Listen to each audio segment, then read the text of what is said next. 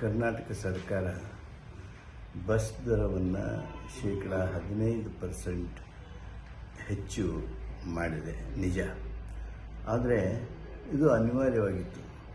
ಸುಮಾರು 6 ಕೋಟಿಗೂ ಹೆಚ್ಚು ಕಳೆದ ಕೆಲವು ವರ್ಷಗಳಲ್ಲಿ ನಮ್ಮ ಸಾರಿಗೆ ಸಂಬಳ ಹೆಚ್ಚಾಗಿತ್ತು ಒಂದು ಕಡೆ. ಆದರೆ ಡಿಸೈಲು 43ರಿಂದ 68ವರೆಗೆ ಇದ್ದದ್ದು ಈಗ ಯಾವ ರೇಟ್ ಬಂದಿದೆ, 100 ಸಮೀಪ ಬಂದಿದೆ. ತಾವೆಲ್ಲರೂ ನೋಡ್ತಾ ಇದ್ದೀರಿ.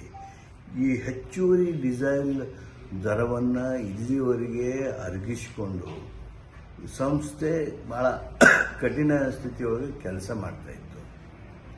ಆದ್ದರಿಂದ ವ್ಯಾವಹಾರಿಕವಾಗಿ ಡಿಸೈಲ್ ದರ ಹೆಚ್ಚು ಆಗಿರೋದ್ರಿಂದ ಈ ಸಂಬಳ ಇತ್ಯಾದಿ ಭತ್ಯೆಗಳು ಜಾಸ್ತಿ ಆಗಿರುವಂಥ ಹಿನ್ನೆಲೆಯೊಳಗೆ ನಾವು ಶೇಕಡ 15% ಹೆಚ್ಚಿಗೆ ಮಾಡಿದ್ದು ಸರಿ ಅಂತೇಳಿ ತಾವು ಒಪ್ತೀರಿ ಅಂತೇಳಿ ಭಾವಿಸ್ತೀನಿ.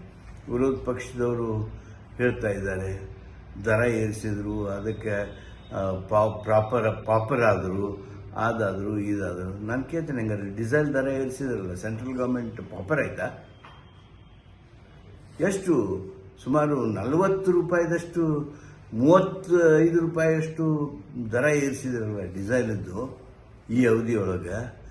ಇದು ಎಷ್ಟು ಪರ್ಸೆಂಟ್ ಆಯಿತು? ನೀವೇ ಪರ್ಸೆಂಟೇಜ್ ಲೆಕ್ಕ ಮಾಡಿ. ಇದನ್ನೇನು ನೀವು ಲೆಕ್ಕ ಮಾಡೋದಲ್ವಾ? ವ್ಯಾವಹಾರಿಕವಾಗಿ ನೋಡೋದಲ್ವಾ?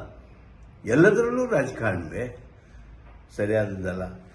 ಆಂಧ್ರ, ತೆಲಂಗಾಣ, ಮಹಾರಾಷ್ಟ್ರ ಇವೆಲ್ಲವುಗಳಿಗಿಂತ ನಾವು ಹೆಚ್ಚು ಮಾಡಿದ ನಂತರವೂ ಸಹಿತ ಕಡಿಮೆ ಇದ್ದೇವೆ. ತಮ್ಮ ಗಮನಕ್ಕಿರಲಿ.